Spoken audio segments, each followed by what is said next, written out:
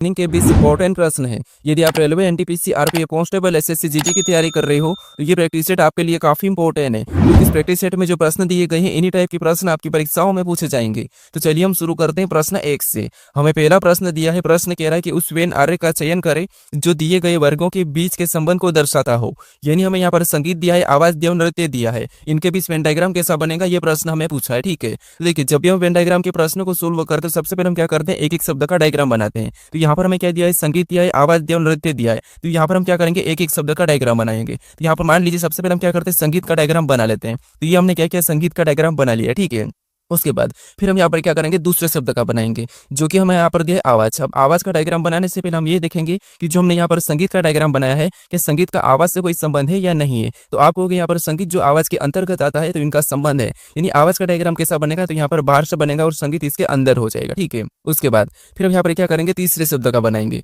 जो कि हमें यहाँ पर दिया नृत्य। अब नृत्य का डायग्राम बनाने से पहले हम ये देखेंगे कि हमने यहाँ पर संगीत और आवाज का डायग्राम बनाया है, क्या इनका नृत्य से कोई संबंध है या नहीं है। तो आप कहोगे इनका कोई भी संबंध नहीं है, तो यहाँ पर नृत्य का डायग्राम कैसा बनेगा, इनसे अलग बनेगा। अब आपके मन में यहाँ पर डाउट आ रहा होगा कि यहाँ पर संगीत का संबंध नृत्य से हो सकता है और नृत्य संगीत के अंतर्गत आता है। तो ऐसा नहीं, देखिए संगीत के अंतर्गत ताल आती है, आवाज आती है, नृत्य नहीं आता है। नृत्य एक शरीर की एक्टिविटी है। ठीक है, तो डायग्राम कैसा बनेगा हमारा, कुछ इस टाइप से बनेगा। ऑप्शन में देखेंगे तो ऑप्शन नंबर हमें यहाँ पर ए में दिया है, तो ऑप्शन नंबर ए हमारा यहाँ पर सही जवाब हो जाएगा। ठीक है, अब चलिए हम बढ़ते हैं प्रश्न 2 पे। अब दूसरे नंबर का प्रश्न दिया है। अब प्रश्न कह रहा है कि दी गई श्रृंखला में प्रश्न चिन्ह के स्थान पर क्या आएगा। यानी हमें यहाँ पर एक श्रृंखला श्रेणी दी है और इसी में प्रश्नवाचक चिन्ह दिया है, यहाँ पर कौन सी संख्या आएगी ये हमें बताना है। ठीक है, देखिए जब भी हम श्रृंखला के प्रश्न को सोल्व करते हैं तो सबसे पहले हम संख्या को ध्यान से देखते हैं कि संख्या कैसे लिखी है, क्या किसी का वर्ग लिखा है या फिर किसी का घन लिखा है, फिर सम संख्या लिखी है, विषम संख्या लिखी है, अभाज्य संख्या लिखी। तो यहाँ पर अगर हम संख्या को ध्यान से देखते हैं तो यहाँ पर संख्या हमारे पास वर्ग दिखाई दे रही है, एक दूसरे का वर्ग दिखाई दे रहा है। ठीक है, जैसे यहाँ पर देखिए पहली संख्या हमारी क्या है, 2 है, और 2 के बाद यहाँ पर 4 लिखा है, यानी यहाँ पर 2 का वर्ग करके अगली संख्या लिखे। उसके बाद फिर आगे देखेंगे तो यहाँ पर देखिए 4 के बाद क्या लिखा है, 16। यहाँ पर भी क्या करा, 4 का वर्ग कर दिया और 16 लिखा है। फिर आगे देखेंगे तो यहाँ पर 16 के बाद क्या लिखा है, 256। यहाँ पर भी देखिए 16 का वर्ग करके अगली संख्या 256 को लिखा है। तो उसी तरीके से हमें अगली संख्या बताना, तो यहाँ पर क्या करेंगे, हम 256 का भी वर्ग कर लेंगे। अब देखिए 256 तक तो किसी को वर्ग याद नहीं होता है, तो हम क्या करेंगे, यहाँ पर 256 गुने 256 कर लेंगे। ठीक है, क्या करेंगे, 256 गुने 256 कर लेंगे तो हमारा आंसर निकल जाएगा। अब देखिए अगर आप यहाँ पर एक ट्रिक लगाओगे, यानी कि इकाई अंक से सोल्व करोगे तो आपका प्रश्न कुछ ही सेकंड में सोल्व हो जाएगा। जैसे सबसे पहले क्या होगा, यहाँ पर 6 6 36, यानी यहाँ पर क्या आएगा, इकाई अंक 6 आएगा। ऑप्शन में दिखाई देंगे कि इकाई अंक कहाँ पर 6, तो ऑप्शन में देखेंगे तो यहाँ पर 1 है और यहाँ पर 7 है और यहाँ पर 3 है। इकाई अंक हमें केवल ऑप्शन नंबर सी में दिखाई दे रहा है, तो हमें पूरा यहाँ पर सोल्व करने की जरूरत नहीं है। ऑप्शन नंबर सी हमारा इस प्रश्न का सही जवाब होगा। अब अगर सोल्व भी करोगे तो यहाँ पर वही आंसर आएगा। ठीक है, ऑप्शन नंबर सी। अब चलिए हम बढ़ते हैं प्रश्न 3 पे। अब तीसरे नंबर का प्रश्न दिया है। अब प्रश्न कह रहा है कि नीचे दिए गए विकल्पों में से संबंधित अक्षरों को चुनिए। यानी यहाँ पर जिस प्रकार ग्रुप का संबंध TILF के से, उसी प्रकार स्टडी का संबंध किससे होगा ये हमें बताना है। ठीक है, तो ये हमारा एनालॉजी का प्रश्न है, तो हम सबसे पहले यहाँ पर ये पता करेंगे कि यहाँ पर ग्रुप का संबंध TILF कैसे कैसे, उसी प्रकार हम यहाँ पर स्टडी का बताएंगे। ठीक है, तो यहाँ पर देखिए सबसे पहले हमें यहाँ पर कह दिया लेटर दिया और यहाँ पर भी हमें लेटर दिया है। तो हम क्या करते हैं, यहाँ पर देखते हैं क्या क्रॉसिंग मेथड है, रिवर्स मेथड, या फिर यहाँ पर प्लस हो रहा है, माइनस हो रहा है, या फिर उनका विपरीत है। ये 3-4 चीजें हम क्या करते हैं, अल्फाबेट में चेक करते हैं। ठीक है, तो यहाँ पर देखिए अगर हम देखेंगे तो यहाँ पर जी का यहाँ पर क्या लिखा है, T लिखा है, और आर का कोड यहाँ पर क्या लिखा है, I, और यहाँ पर ओ का क्या है, L, और यहाँ पर यू का F, और यहाँ पर पी का K। अगर हम इनको ध्यान से देखें तो आपको पता होगा ये इनके ऑपोजिट है, यानी कि विपरीत है। ठीक है, तो यहाँ पर देखिए जिससे जी का विपरीत क्या है, जी का विपरीत T है तो यहाँ पर T लिखा है, आर का विपरीत I है तो यहाँ पर I लिखा है, ओ का विपरीत L है तो यहाँ पर L लिखा है, यू का विपरीत F है तो यहाँ पर F लिखा है, पी का विपरीत K है तो यहाँ पर K लिखा है। तो उसी तरीके से यहाँ पर स्टडी में भी हम क्या करेंगे, इन लेटर का विपरीत बताएंगे। तो यहाँ पर देखिए S का विपरीत क्या है तो H है तो यहाँ पर हम H लिखेंगे, T का विपरीत क्या है तो T का विपरीत G है तो G लिखेंगे, U का विपरीत क्या है तो U का विपरीत F है तो F लिखेंगे, D का विपरीत क्या है W तो हम यहाँ पर W लिखेंगे, और Y का विपरीत क्या है, Y का विपरीत B है। ठीक है, ये हम ऑप्शन में देखेंगे। ये अगर हम ऑप्शन में देखते हैं तो ऑप्शन नंबर हमें यहाँ पर सी में दिखाई दे रहा है, तो ऑप्शन नंबर सी हमारा यहाँ पर सही जवाब होगा। ठीक है, अब चलिए हम बढ़ते हैं प्रश्न 4 पे। अब 4 नंबर का प्रश्न दिया है। अब प्रश्न कह रहा है कि दिए गए विकल्पों में से असंगत को चुने। यानी हमें यहाँ पर 4 विकल्प दिए हैं, इनमें से 3 किसी न किसी प्रकार के समान है लेकिन एक अलग है, उसका ही हमें यहाँ पर क्या करना है, चयन करना है। ठीक है, तो यहाँ पर हमें संख्या दी है, तो यहाँ पर हम संख्या को देखेंगे क्या वर्ग लिखा है या फिर घन लिखा है। तो यहाँ तो ना किसी का वर्ग लिखा और ना ही किसी का घन लिखा है, तो यहाँ पर क्या कर सकते हैं, देखिए अब यहाँ पर सम विषम देखते हैं। तो यहाँ पर सारी की सारी संख्या हमारी कौन सी, विषम संख्या दिखाई दे रही, सम तो एक भी नहीं है। तो फिर यहाँ पर क्या कर सकते हैं, यहाँ पर हम देखते हैं अभाज्य संख्या। लेकिन अभाज्य संख्या हमारे पास यहाँ पर 2 संख्या जो 37 और 41 2 अभाज्य संख्या है, हमें तो यहाँ पर एक अलग बताना है। तो यहाँ पर क्या कर सकते हैं, अब देखिए यहाँ पर हम क्या करेंगे, लॉजिक लगाएंगे डिजिट का योग। यहाँ पर देखिए 39 का आपस में जोड़ देंगे, 39 को आपस में जोड़ेंगे 3 और 9 कितने होंगे 12। उसके बाद यहाँ पर 35 को भी आपस में जोड़ेंगे तो 3 और 5 कितने होंगे 8, ठीक है। उसके बाद यहाँ पर 37 को भी आपस में जोड़ेंगे तो यहाँ पर 3 और 7 10, यहाँ पर कितना हो रहा है 10। उसके बाद यहाँ पर 41 को भी आपस में जोड़ेंगे तो 4 और 1 कितने होंगे 5। अब यहाँ पर देखिए आपको यहाँ पर कोई अलग दिखाई दे रहा है तो आपको होगा देखिए 12 सम संख्या है, 8 सम संख्या है, 10 भी सम संख्या है, लेकिन हमारा ये जो 5 है ये विषम संख्या और भाज्य संख्या है, ये अलग है, तो यही वाला ऑप्शन हमारा असंगत होगा, ऑप्शन नंबर डी, ठीक है। अब चलिए हम बढ़ते हैं प्रश्न 5 पे। अब 5 नंबर का प्रश्न दिया है। अब प्रश्न कह रहा है कि विलुप्त संख्या को ज्ञात कीजिए, यानी हमें यहाँ पर इन आकृति दी है और इनमें एक प्रश्नवाचक चिन्ह दिया है, यहाँ पर कौन सी संख्या होगी ये हमें बताना है, ठीक है। देखिए जब भी हम क्या करते हैं लुप्त संख्या के प्रश्न को सोल्व करते हैं तो सबसे पहले हम क्या करते हैं कि प्रश्नवाचक चिन्ह कहाँ पर है ये देखते हैं। तो प्रश्नवाचक चिन्ह हमारा यहाँ पर है बीच में, तो हम देखेंगे कि इसी की जगह बाकी की संख्या कैसे लिखी ये हम चेक करते हैं। जैसे यहाँ पर 60 कैसे लिखा है और यहाँ पर 39 कैसे लिखा है, इन संख्या का पता करके फिर हम क्या करेंगे सेम तरीके से यहाँ पर संख्या को बताएंगे। तो सबसे पहले हम यहाँ पर 39 और 60 को पता करेंगे। तो यहाँ पर देखिए इनको कैसे पता करेंगे, तो सबसे पहले यहाँ पर क्या लिखा है 3 7 और यहाँ पर 6 लिखा है। इन संख्या को ऐसा क्या करें कि हमें यहाँ पर 39 मिले, सेम तरीके से यहाँ पर भी इन संख्याओं के साथ ऐसा क्या करें कि हमें यहाँ पर 60 मिले, ठीक है। दोनों में एक ही तरीका लगाना है। तो यहाँ पर देखिए सबसे पहले क्या करते हैं हम जोड़ के देखते हैं, तो 3 और 7 को जोड़ेंगे तो 10 और 10 में हम 6 को जोड़ेंगे तो 16 हो रहा है, और यहाँ पर कितना लिखा है 39, तो जोड़ के तो कुछ होगा नहीं। अगर हम इनका हम क्या करते हैं आपस में गुणा करते हैं तो यहाँ पर देखिए 7 6 कितने होते हैं 42, कितने हो जाएंगे 42, और ऊपर वाली संख्या को अगर हम घटाते हैं 42 में से तो कितने बचेंगे 39, और 39 यहाँ पर है। यही तरीका दूसरी आकृति में लगाते हैं। तो यहाँ पर क्या करेंगे सेम तरीके से नीचे वाली संख्या का गुणा करेंगे, तो 12 तिरिया कितना होते हैं तो 36 होते हैं, ठीक है। और ऊपर वाली संख्या को भी यहाँ पर क्या करेंगे माइनस कर लेंगे सेम तरीके से, तो 36 में से 4 माइनस करेंगे मतलब 32 बचेंगे, और यहाँ पर क्या लिखा है 60 लिखा, मतलब ये तरीका नहीं लगेगा। तो फिर यहाँ पर क्या कर सकते हैं देखिए, अगर हम यहाँ पर नीचे वाली संख्या को जोड़ देते हैं तो 7 6 कितने हो रहे 13 हो रहे हैं, ठीक है। और ऊपर वाली संख्या को क्या करते हैं हम गुणा कर देते हैं, यानी 13 का 3 गुणा करते हैं तो 13 3 कितने होते हैं 39 होते हैं, यहाँ पर 39 दिया है। इसी तरीके से हम दूसरी आकृति में पता करते हैं, तो यहाँ पर भी क्या करेंगे सेम तरीके से इनको जोड़ देंगे, तो 12 3 कितने होंगे 15, और 15 को भी क्या करेंगे ऊपर वाली संख्या के साथ गुणा कर देंगे, तो 15 6 को कितने होते हैं 60, और 60 भी यहाँ पर लिखा है। यानी दोनों आकृति में हमारा एक ही तरीके से आंसर आ चुका है बीच वाली संख्या। तो इसी तरीके से यहाँ पर हम क्या करेंगे बताएंगे संख्या, तो इनको जोड़ लेंगे, तो 18 6 को जोड़ेंगे तो कितने हो जाएंगे 24, और ऊपर वाली संख्या के साथ हम गुणा कर देंगे, क्योंकि यहाँ पर किया है यहाँ पर भी किया है। तो यहाँ पर क्या करेंगे गुणा करेंगे, दोपहर वाली दो संख्या है तो 24 का 2 गुना कितना होता है, तो 24 का 2 गुना होता है 48। तो जो प्रश्नवाचक चिन्ह यहाँ पर क्या हो जाएगा 48 हो जाएगा। ऑप्शन में देखिए तो ऑप्शन नंबर हमें यहाँ पर ए में दिया है, ऑप्शन नंबर ए हमारा यहाँ पर सही जवाब हो जाएगा, ठीक है। अब चलिए हम बढ़ते हैं प्रश्न 6 पे। अब 6 नंबर का प्रश्न दिया है। अब प्रश्न करा कि यदि ईयर बराबर 235 टीक बराबर 72 38 है तो कराटे बराबर क्या होगा, ये प्रश्न हमें पूछा है, ठीक है। तो ये हमारा कोडिंग डिकोडिंग का प्रश्न है। तो यहाँ पर हम पता करेंगे कि ईयर बराबर 235 कैसे लिखा है और टीक बराबर 32 38 कैसे लिखा है, ये हम चेक करेंगे, ठीक है। तो ये हमारा कोडिंग डिकोडिंग का प्रश्न है। अब देखिए हम कोडिंग डिकोडिंग के प्रश्न को सोल्व करते तो क्या करते हैं, जब भी लेटर से संख्या लिखी हुई मिलती है तो उन लेटर को हम क्या करते हैं संख्या में बदलते हैं, ठीक है। तो यहाँ पर देखिए जैसे ई दिया है तो ये एबीसीडी में कितने नंबर पे आता है, तो आप होगे 5 नंबर पे आता है। फिर यहाँ पर हमें ए दिया है और ए हमारे एबीसीडी में कितने नंबर पे 1 नंबर पे आता है। फिर हमें यहाँ पर आर दिया और आर एबीसीडी में कितने नंबर पे 18 नंबर पे आया है। लेकिन यहाँ पर देखिए हमें क्या मिल रहा है 235 दिखाई दे रहा है, ठीक है। तो यहाँ पर हम क्या कर सकते हैं देखिए, अगर हम इन लेटर को ध्यान से देखते हैं तो जो लेटर यहाँ पर दिखाई दे रहे हैं वो हमें यहाँ पर भी दिखाई दे रहे हैं, ठीक है। और यहाँ पर जो लेटर हमें यहाँ पर दिखाई दे रहे इसका मतलब ये है कि हमें यहाँ पर कौन सा लॉजिक लगाना है, इनके ही कोड को चुराना है। तो यहाँ पर देखिए सबसे पहले हमें यहाँ पर सबसे पहले किसका के का कोड बताना है, और यहाँ पर के का क्या लिखा है, तो के का यहाँ पर 8 लिखा है, तो यहाँ पर हम क्या करेंगे 8 को बताएंगे, और सभी ऑप्शन में 8 है, ठीक है। फिर यहाँ पर हम ए का बताना है, तो ए का यहाँ पर देखिए क्या दिया है, तो ए का हमें यहाँ पर 3 दिया है और यहाँ पर भी हमें दोनों में 3 3 दिया है, इसका मतलब इसका भी यहाँ पर कोड क्या हो जाएगा 3। उसके बाद हमें किसका आर का बताना है, और आर का कोड यहाँ पर क्या दिया है 5 दिया है, तो यहाँ पर हम क्या करेंगे इसका भी कोड 5 बताएंगे, ठीक है। उसके बाद वापस हमें ए का बताना, तो ए का कोड क्या है 3 है। उसके बाद हमें टी का बताना, और टी का कोड यहाँ पर क्या है, टी का कोड हमें यहाँ पर 7 दिया है, तो यहाँ पर भी हम क्या करेंगे 7 लिख लेंगे। उसके बाद यहाँ पर हमें ई का बताना है, और ई का कोड यहाँ पर क्या दिया है 2 दिया है, और यहाँ पर भी हमें सेम तरीके से 2 ही दिया है, तो इसका भी कोड यहाँ पर क्या हो जाएगा 2 हो जाएगा, ठीक है। ये ऑप्शन में देखिए 83 53 72, तो ऑप्शन नंबर हमें यहाँ पर देखिए डी में दिया है, तो ऑप्शन नंबर डी हमारा यहाँ पर सही जवाब हो जाएगा, ठीक है। अब चलिए हम बढ़ते हैं प्रश्न 7 पे।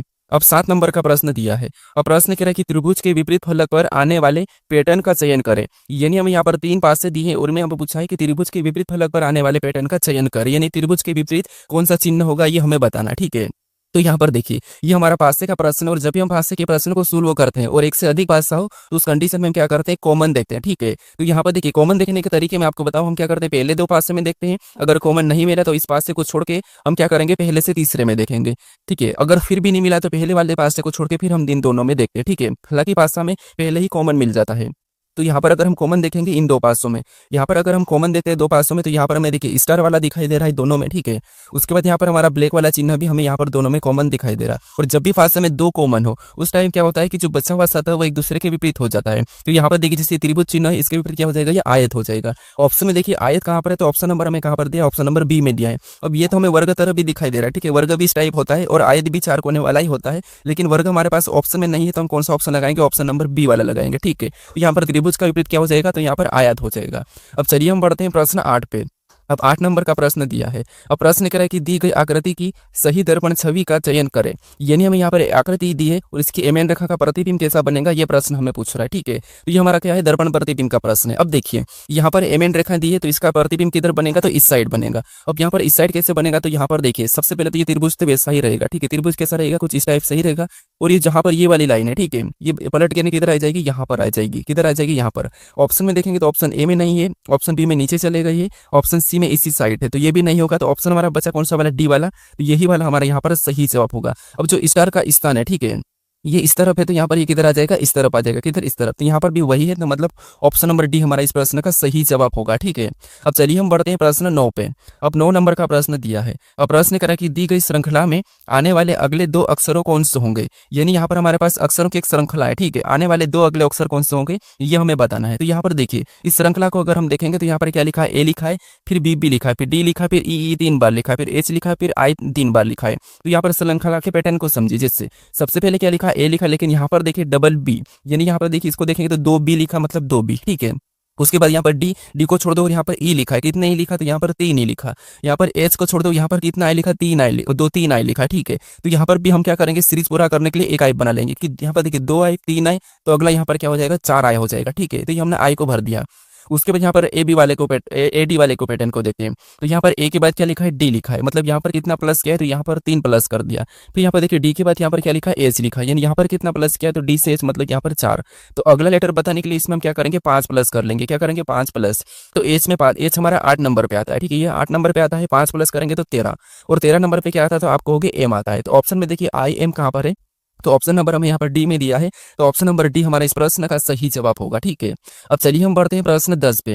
अब 10 नंबर का प्रश्न दिया है। अब प्रश्न कह रहा है कि निम्नलिखित समीकरण में प्रश्न चिन्ह के स्थान पर कौन से चिन्ह को रखने पर पूर्ण होगी। यानी यहाँ पर हमें जो समीकरण दिए, ठीक है, यहाँ पर एक प्रश्नवाचक चिन्ह दिए, यहाँ पर किस चिन्ह को रखने पर यह समीकरण सोल्व होगी, ये प्रश्न हमें पूछा है, ठीक है। तो देखिए जब भी आपको यहाँ पर प्रश्नवाचक चिन्ह दे और यहाँ पर पूछे कि प्रश्नवाचक चिन्ह के स्थान पर कौन से चिन्हों को रखने पर समीकरण सोल्व होगी, तो आपको फिर क्या करना है, ऑप्शन में से चिन्ह को उठा के रखना है, ठीक है। और हमें क्या करना है, इस समीकरण को सोल्व करने पर 11 आना चाहिए। क्या आना चाहिए, 11 आना चाहिए। तो यहाँ पर हम किस चिन्ह को रखें कि ये समीकरण सोल्व होकर 11 आ जाए, ये हमें पता करना है। तो यहाँ पर देखिए सबसे पहले ऑप्शन ए से हम क्या करते हैं, यहाँ पर गुणे का चिन्ह को रख लेते हैं, ठीक है। अब देखिए बोडमास रूल कहता है कि सबसे पहले क्या करते हैं, हम कोष्टक में जो संख्या रहती है उनको क्या करते हैं, सोल्व करते हैं, फिर हम भाग देते हैं, ठीक है। यहाँ पर कोष्टक वाले को सोल्व करते हैं, तो 4 3 12, यहाँ पर कितना हो जाएंगे 12, और माइनस का ऊपर से 12 ऐसे उतार लेंगे, और भागी 4, ठीक है, भागी 4 + 2। अब देखिए उसके बाद हम भाग देंगे, तो यहाँ पर देखिए 12 माइनस अगर इसमें भाग देंगे तो कितने बार में जाएंगे, 3 बार में।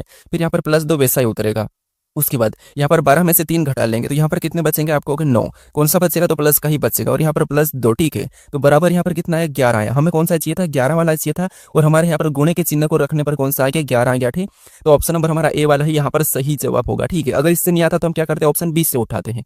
अब चलिए हम बढ़ते हैं प्रश्न 11 पे। अब 11 नंबर का प्रश्न दिया है। अब प्रश्न कह रहा है कि यदि y की बन x है, y की माँ z है, और z पिता w, जेड का पिता W है, ठीक है, और जेड का पति V है, तो V का भाई Y का कौन है, ये प्रश्न हमें पूछ रहा है, ठीक है।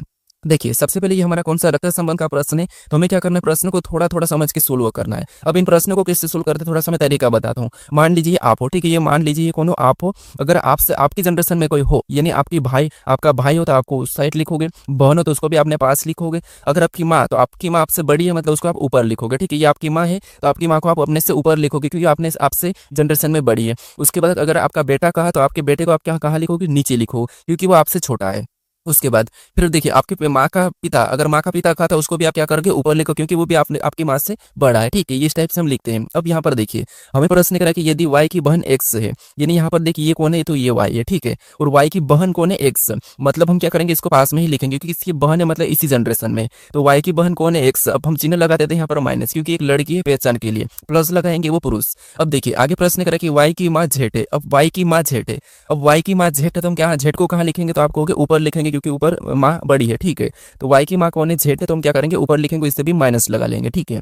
अब देखिए आगे प्रश्न करा कि जेठ का पिता W है। अब जेठ का पिता कौन है, W है, तो इसको कहाँ लिखेंगे, W को कहाँ लिखेंगे, तो आप कहोगे ये जेठ का पिता है तो ये भी ऊपर लिखाएगा क्योंकि ये जेठ से बड़ा है। तो यहाँ पर जेठ को, यहाँ पर क्या करेंगे, W को भी ऊपर लिखेंगे, और पिता है तो यहाँ पर हम प्लस का चिन्ह लगा लेते हैं।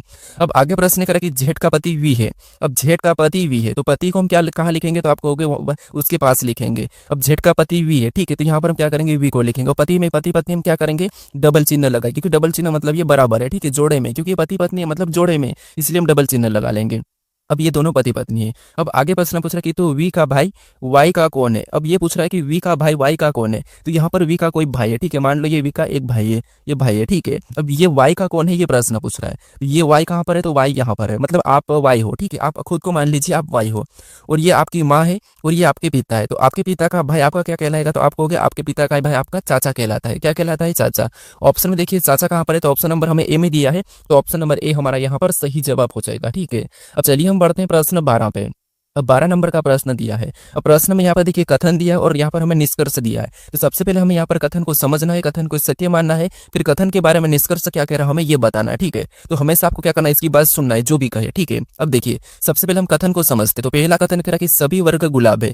हम डायग्राम के समझते कि जितने भी, देखिए वर्ग का मैं वी प्रतीक लेता हूँ, और ये जितने भी वर्ग है, ठीक है, ये अपने आप में क्या है, वर्ग है, और जितने भी वर्ग सभी की सभी क्या है, तो यहाँ पर कह रहा है कि गुलाब है, क्या है, गुलाब है। तो यहाँ पर क्या करेंगे, इनको गुलाब के अंदर बना लेंगे, ठीक है, क्योंकि जितने भी वर्ग सभी के सभी गुलाब है, तो ये गुलाब के अंदर बन गए, ठीक है। उसके बाद अब यहाँ पर दूसरा क्या कह रहा है, तो दूसरा कह रहा है कि कुछ गुलाब तोते हैं। अब यहाँ पर कह रहा है कि कुछ गुलाब तोते हैं, तो यहाँ पर क्या करेंगे, कुछ गुलाब को तोते में ले लेंगे, ठीक है। ये तोते का डायग्राम बना है, और कुछ गुलाब तोते हैं मतलब ये मतलब टी मतलब तो, ठीक है, तोता। अब यहाँ पर कुछ गुलाब तोते हमें यहाँ पर हमने बना लिया। अब यहाँ पर तीसरे को देखेंगे, तो तीसरा यहाँ पर कह रहा है कि कोई तोता वर्ग नहीं है, कि यहाँ पर कोई भी तोता वर्ग दिखाई दे रहा है, तो आप कहोगे नहीं दिखाई दे रहा है, ठीक है, या नहीं दिखाई दे रहा, तो ये डायग्राम सही बन रहा है। अब इसके बारे में निष्कर्ष क्या कह रहा है हम ये देखेंगे। तो यहाँ पर निष्कर्ष पहला कह रहा है कि कुछ तोते गुलाब है। क्या आपको यहाँ पर कुछ तोते गुलाब दिखाई दे रहे हैं, तो देखिए आपको होगा कि यहाँ पर कुछ तोते हमें यहाँ पर गुलाब दिखाई दे रहे हैं, इसका मतलब ये है कि हमें सही कह रहा है, ठीक है, अच्छे से समझना। उसके बाद अब दूसरा निष्कर्ष क्या कह रहा है कि कुछ वर्ग तोते हैं। क्या आपको यहाँ पर कुछ वर्ग तोते दिखाई दे रहे हैं क्या, तो नहीं दिखाई दे रहे, क्योंकि हमें तो यहाँ पर पहले ही कहा था कि कोई भी तोता वर्ग नहीं है, तो यहाँ पर ये कुछ कैसे कह सकता, तो इसलिए यहाँ पर नहीं है, तो ये वाला गलत कह रहा है, ठीक है, ये हमें क्या कह रहा है, गलत कह रहा है। तो निष्कर्ष कौन सा फॉलो कर रहा है, तो हमारा पहला वाला। ऑप्शन में देखेंगे तो केवल निष्कर्ष एक पालन कर रहा है, ऑप्शन नंबर सी में दिया है, तो ऑप्शन नंबर सी हमारा यहाँ पर सही जवाब हो जाएगा, ठीक है।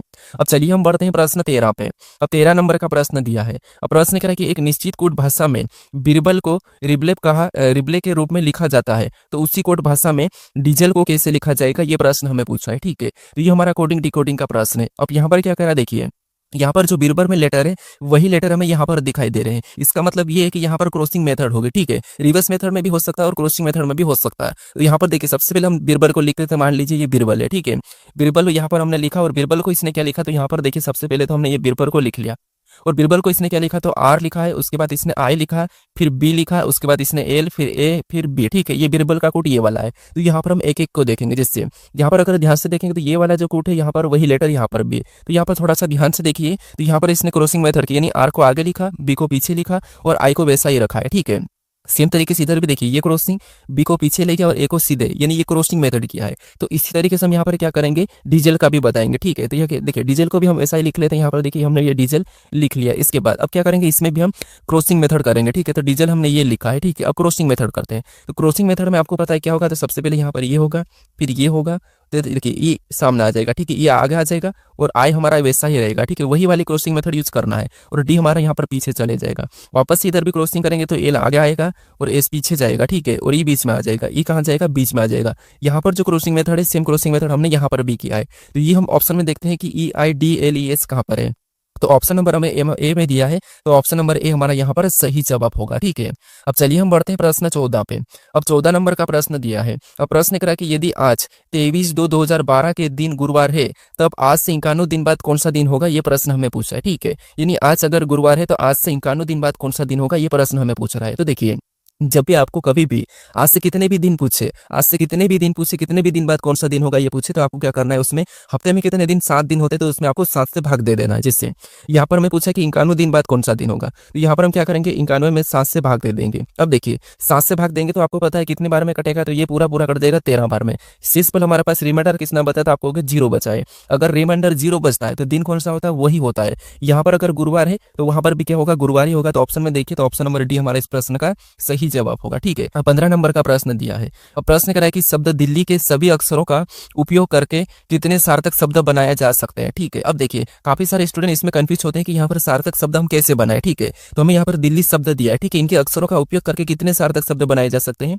ये प्रश्न पूछ रहा है। तो देखिए, जब भी आपको कोई सा भी शब्द दो, कितने भी लेटर दो, आपको सार्थक शब्द कैसे बनाना, तो यहाँ पर आपको लेटर को गिनना है। जैसे यहाँ पर देखिए कितने लेटर है, 1 2 3 4 5, टोटल लेटर कितने, 5 है। ठीक है, कितने, 5 लेटर, तो इसका फैक्टोरियल बनाए ना कि कौन कितना बनेगा, 5 फैक्टोरियल बनेगा। ठीक है, कैसे देखिए, हम लिखेंगे इसके 5 गुना 5 से कम 4 गुना 3 गुना 2 गुना 1, जहां तक 0 नहीं आया। ठीक है, ये लिखा हमने। अब इनमें गुणा करना है, तो यहाँ पर आपको हो गया 5 चौके 20, 20 3 60, 60 दूना 120, 120 कम 120, इसको गुणा करने पर कितना है, 120। ऑप्शन में देखिए 120 कहाँ पर है, तो ऑप्शन नंबर हमें यहाँ पर सी में दिया है, तो ऑप्शन नंबर सी हमारा यहाँ पर सही जवाब होगा। अब आप यहाँ पर एक मन में आपके मन में डाउट आ रहा होगा कि सर ये सार्थक शब्द क्या होते हैं और 120 प्रकार के कैसे हो सकते हैं। तो यहाँ पर देखिए, जैसे यहाँ पर क्या लिखा, थोड़ा सा समझिए। यहाँ पर हमें दिल्ली लिखाई दे रहा है। अब दिल्ली से हम दूसरा लेटर कैसे बना सकते हैं, देखिए डी को तो वैसा ही रख सकते हैं, और जहाँ पर ई है, यहाँ पर एल को रख हम क्या कर सकते हैं, ई, फिर उसके बाद एच आई, ऐसा हम क्या करेंगे, इन लेटर को पलट पलट के हम कितनी बार बना सकते हैं, 120 बार बना सकते हैं। एक ट्रिक है, अगर आप इसको ऐसे बनाओगे तो आपको काफी समय लग सकता है, इसलिए आपको क्या करना, लेटर को गिनना और फैक्टोरियल बना के क्या करना है, गुणा कर देना। ठीक है, तो हमारे कौन सा ऑप्शन नंबर सी वाला इस प्रश्न का सही जवाब है। अब चलिए हम बढ़ते हैं प्रश्न 16 पे। अब 16 नंबर का प्रश्न दिया है। अब प्रश्न करा कि दिए गए विकल्पों में से उस शब्द का चयन करें जिसे दिए गए शब्दों के अक्षरों का उपयोग करके नहीं बनाया जा सकता है। यानी यहाँ पर लाफ्टर हमें दिया है। ठीक है, इसका उपयोग करके कौन सा शब्द नहीं बनाया जा सकता है, ये प्रश्न पूछा है। तो देखिए, लाफ्टर में जो लेटर है, लाफ्टर में जो जितने लेटर है वही लेटर यहाँ पर होना चाहिए, अगर नहीं होगा वो नहीं बनाया जा सकता। तो ऑप्शन में देखिए, जैसे ऑप्शन में देखेंगे तो यहाँ पर जी है, उसके बाद यहाँ पर आर है, उसके बाद यहाँ पर यू है, फिर एन हमारे पास यहाँ पर कहीं भी नहीं है, और टी है। मतलब यहाँ पर लेटर हमें यहाँ पर अलग दिखाई दे रहा है। जो लाफ्टर में है वो लेटर यहाँ पर नहीं है। ठीक है, जो लाफ्टर में लेटर नहीं है वो यहाँ पर है, मतलब इसको हम नहीं बना सकते हैं। और हमें पूछा था कि नहीं बनाया जा सकता है, तो नहीं कौन सा नहीं बनाया जा सकता, तो ऑप्शन नंबर ए वाला नहीं बनाया जा सकता है। तो ऑप्शन नंबर ए हमारा यहाँ पर सही जवाब होगा। ऑप्शन बी में चेक कर ले, यहाँ पर जी है। ठीक है, ए बी है, टी बी है, ई बी है, मतलब ये बन रहा है। यहाँ पर एच बी है, ए बी है, टी बी है, ई बी, ये भी बन रहा है। फिर देखिए आर बी है, ए बी है, टी बी है, ई बी है, यहाँ पर सारे लेटर है। तो ये तीनों ऑप्शन बन रहे हैं, ऑप्शन ए वाला नहीं बन रहा है। ठीक है, तो ऑप्शन नंबर ए हमारा इस प्रश्न का सही जवाब होगा। अब चलिए हम बढ़ते हैं प्रश्न 17 पे। अब 17 नंबर का प्रश्न दिया है। अब प्रश्न कह रहा है कि संख्या 46734 के अंकों में प्रत्येक को बाएं से दाएं की ओर आरोही क्रम में व्यवस्थित किया गया है। मूल संख्या की तुलना में कितने अंकों की स्थिति बदल जाएगी, ये प्रश्न हमें पूछ रहा है। यानी यहाँ पर ये कह रहा है कि अगर हम 46734 को आरोही क्रम में लिखते हैं, आरोही क्रम में लिखते हैं, तो यहाँ पर कितनी संख्याओं का स्थान आपस में बदलेगा। ठीक है, ये प्रश्न पूछ रहा है। तो यहाँ पर देखिए, सबसे पहले क्या करना है आपको, अगर आप इसे डायरेक्ट करोगे तो आपको थोड़ा सा कंफ्यूज हो जाएगा। तो आपको क्या करना है, हमें क्या दिया है, तो यहाँ पर हमें 46 दिया है और 734 कितना दिया है, 46 734। ठीक है, अब इसको क्या करना है, तो इनको नंबरिंग कर लेना। कितने, तो देखिए ये 1 नंबर पे, ये 2 नंबर पे है, ये 3 नंबर पे, ये 4 नंबर पे, ये 5 नंबर पे। ठीक है, ये नंबर हमने कर लिया है। जैसे ये 4 है, ये कितने नंबर पे, 1 नंबर पे, ये हमारा कितने नंबर पे, 2 नंबर पे, ये हमारा 3 नंबर पे, ये 4 नंबर पे, ये सॉरी ये 5 नंबर पे। ठीक है, क्योंकि हमें यहाँ पर देखिए बाएं से दाएं कहा है। अब देखिए उसके बाद फिर हम यहाँ पर क्या करेंगे, इनको आरोही क्रम में लिखेंगे। अब आरोही क्रम का मतलब आपको पता है कि बढ़ते क्रम है। ठीक है, छोटे से बड़े की ओर मतलब बढ़ते क्रम में। तो यहाँ पर सबसे छोटा कौन है, तो आप कहोगे 3 है, तो हम यहाँ पर क्या करेंगे, 3 को लिखेंगे। तो 3 हमारा कितने नंबर पे आ गया, कहोगे 1 नंबर पे। उसके बाद हम यहाँ पर 4 को लिखेंगे, 4 2 4 है तो 2 को एक साथ लिख लेते हैं। उसके बाद 6 है, फिर 7 है। ठीक है, 6 है 7 है, ये हमने आरोही क्रम में लिखा। उसके बाद इनके भी नंबर करते हैं। तो ये 1 नंबर पे आया, ये हमारा 2 नंबर पे, ये 3 नंबर पे, ये 4 नंबर पे, और ये 5 नंबर पे आया। अब देखिए यहाँ पर देखेंगे तो 4 कितने नंबर पे, 1 नंबर पे, कितने नंबर पे, 1 नंबर पे, लेकिन यहाँ पर 2 नंबर पे और 3 नंबर पे आ रहा है, मतलब एक स्थान हमारा बदल गया। ठीक है, ये वाला हमारा बदल गया। फिर यहाँ पर 4 को और देखेंगे तो 4 यहाँ पर 2 नंबर पे आया कि यहाँ पर 4 2 नंबर पे है क्या, तो आप कहोगे नहीं 2 नंबर पे तो 6 आ रहा है, क्या आ रहा है 6 आ रहा, मतलब ये दूसरा वाला भी बदल गया है, ठीक है। उसके बाद यहाँ पर देखेंगे 4 कितने नंबर पे, अब 3 नंबर पे आ रहा है, कि यहाँ पर 3 नंबर पे 4 आ रहा है क्या, तो आप कहोगे नहीं यहाँ पर तो 3 नंबर पे 7 आ रहा है, मतलब ये भी स्थान बदल गया है। फिर यहाँ पर देखिए 6 नंबर, यानी 6 कितने नंबर पे आ रहा है, तो ये 4 नंबर पे आ रहा है, ये 4 नंबर पे यहाँ पर 6 आ रहा है क्या, तो आप कहोगे नहीं 6 तो हमारा 2 नंबर पे आ रहा था, 4 नंबर पे तो 3 आ रहा था, क्या आ रहा था 3 आ रहा था, तो ये भी स्थान बदल गया, यहाँ पर तो क्या आ गया 6 आ गया। फिर हम यहाँ पर देखेंगे 7 वाला कितने नंबर पे, 5 नंबर पे है, ये 5 नंबर पे यहाँ पर 7 है क्या, तो नहीं, आप कहोगे यहाँ पर तो 4 है, 4 हमारा 5वें नंबर पे था, तो इसका भी स्थान बदल गया, मतलब पांचों लेटर के क्या होंगे यहाँ पर, पांचों संख्या के स्थान आपस में बदलेंगे, ठीक है। तो ऑप्शन में देखिए 5 कहाँ पर है, तो ऑप्शन नंबर डी में दिया है, तो ऑप्शन नंबर डी हमारा इस प्रश्न का सही जवाब हो गया है, ठीक है। आपको समझ में आ चुका होगा। अब चलिए हम बढ़ते हैं प्रश्न 18 पे। अब 18 नंबर का प्रश्न दिया है। अब प्रश्न कह रहा है कि दी गई आकृति में कितने त्रिभुज है, यानी इस आकृति में त्रिभुज की संख्या कितनी है ये हमें बताना है, ठीक है। तो यहाँ पर देखिए सबसे पहले हम क्या करते हैं, सिंगल सिंगल गिन लेते हैं। जैसे यहाँ पर देखिए 1, फिर ये 2, ये हमारा 3, ये 4 और ये 5। हमने 5 तो हमने सिंगल गिन लिया, ठीक है। हमने यहाँ पर क्या किया, 5 सिंगल गिना। उसके बाद हम यहाँ पर क्या करते हैं, 2 को गिनते हैं। तब 2 कहाँ से बनेंगे, तो एक तो हमारा यहाँ से बन रहा है ये 1, ठीक है, एक हमारा यहाँ से बना है 1। उसके बाद अब दूसरे को देखेंगे तो दूसरा हमारा यहाँ से बन रहा है, ये हमारा एक यहाँ से दूसरा बना है 2। उसके बाद और गने देखेंगे, तीसरा कहाँ से बन रहा है, तीसरा हमारा यहाँ से बन रहा है, ये हमारा तीसरा है, ठीक है, ये 3। उसके बाद चौथा देखेंगे तो चौथा हमारा कहाँ से बन रहा है, तो चौथा हमारा यहाँ से बन रहा है, ये वाला, ये हमारा चौथा बना है, ठीक है, कौन सा, ये वाला। ये 4 हो गए, और 5वां भी हमारा यहाँ पर बनते हुए दिखाई दे रहा है, यहाँ से भी हमारा 5वां बनते हुए दिखाई दे रहा है, तो ये हमारा 5वां है, मतलब 5 हमारे यहाँ पर 2 के बने, ठीक है। अब 3 के हमें यहाँ पर नहीं दिखाई दे रहे हैं, तो हमको क्या करेंगे, प्लस कर लेंगे, तो यहाँ पर कितने हो जाएंगे, 10 हो जाएंगे। तो इस आकृति में कितने त्रिभुज है, 10 है। ऑप्शन में देखेंगे तो ऑप्शन नंबर बी में दिया है, ऑप्शन नंबर बी हमारा इस प्रश्न का सही जवाब हो जाएगा, ठीक है। अब चलिए हम बढ़ते हैं प्रश्न 19 पे। अब 19 नंबर का प्रश्न दिया है। अब प्रश्न करें कि उपरोक्त आकृति में कितने आयत है, यानी इस आकृति में आयत की संख्या कितनी है ये हमें बताना है। अब देखिए आयत का काउंट करने की ट्रिक क्या है, आपको पता हो कि हम क्या करते हैं। देखिए मैं आपको एक तरीका बताता हूँ। यहाँ पर हम क्या करते हैं, सिंगल सिंगल गिनते, फिर 2 गिनते, फिर 4 गिनते, ये तरीका नहीं है, ठीक है। आपको क्या करना है, एक ट्रिक लगाना है। सबसे पहले जैसे ये कॉलम है, ठीक है, 1 कॉलम, 2 कॉलम, 3 कॉलम, 4 कॉलम है, तो जितने कॉलम है उतने आपको क्या करना है, संख्या लिखनी है। जैसे ये पहला कॉलम है, ठीक है, ये हमारा दूसरा, ये तीसरा और ये चौथा कॉलम है, ठीक है। ऊपर से देखेंगे तो यहाँ पर ये पहला, ये दूसरा और ये तीसरा और ये चौथा, ये कॉलम हमने संख्या लिखी। उसके बाद आपको क्या करना है, इनको प्लस कर देना है। जैसे इनको जोड़ेंगे तो 1 और 2 3 और 3 और 3 6, 6 4 10। यहाँ पर जोड़े नंबर कितना हुआ, 10 हुआ है, ठीक है। इधर भी वैसा ही करेंगे तो यहाँ पर भी जोड़े नंबर 4 तक है, मतलब यहाँ पर भी 10 होगा। अब जो हमने जोड़कर जो संख्या लिखी उनको क्या करना है, आपस में गुणा कर देना। क्या करना है, जितने भी है उनको आपस में गुणा कर देना। इधर 10 था, इधर 10 था, हमने गुणा किया तो यहाँ पर कितने हो जाएंगे, 100 हो जाएंगे। ऑप्शन में देखिए 100 कहाँ पर है, तो ऑप्शन नंबर डी में दिया है, तो ऑप्शन नंबर डी हमारा इस प्रश्न का सही जवाब होगा। इधर कौन सी भी संख्या है जोड़ने पर, इधर कोई सी भी संख्या जोड़ने पर आपको क्या करना है, फिर जो आती संख्या उनको आपस में गुणा कर देना, ठीक है। ये आयत में, ये ट्रिक याद रखना। अब चलिए हम बढ़ते हैं प्रश्न 20 पे। अब 20 नंबर का प्रश्न दिया है। अब प्रश्न करा कि कौन सी विकल्प आकृति प्रश्न आकृति को पूरा करेगी, घुमाने की अनुमति नहीं है। यानी यहाँ पर आकृति में हमें एक प्रश्नवाचक चिन्ह दिया है। इस प्रश्नवाचक चिन्ह की जगह हम कौन सी विकल्प आकृति को रखें, ये आकृति हमारी पूर्ण होगी, ये प्रश्न हमें पूछा, ठीक है। और सीधे ही उठा के रखना है, घुमाने की अनुमति नहीं है। तो यहाँ पर देखिए ऊपर हमारे पास यहाँ पर ये जो लाइन दिखाई दे रही है, ठीक है, ये वाली, तो यहाँ पर भी ये लाइन सबसे पहले तो पूरी होगी। ये ऑप्शन में देखेंगे तो ऑप्शन हमारे ए में भी दिया है, ऑप्शन बी में दी है, ऑप्शन सी में दी है, लेकिन डी में नहीं दी, तो ऑप्शन डी तो नहीं हो सकता।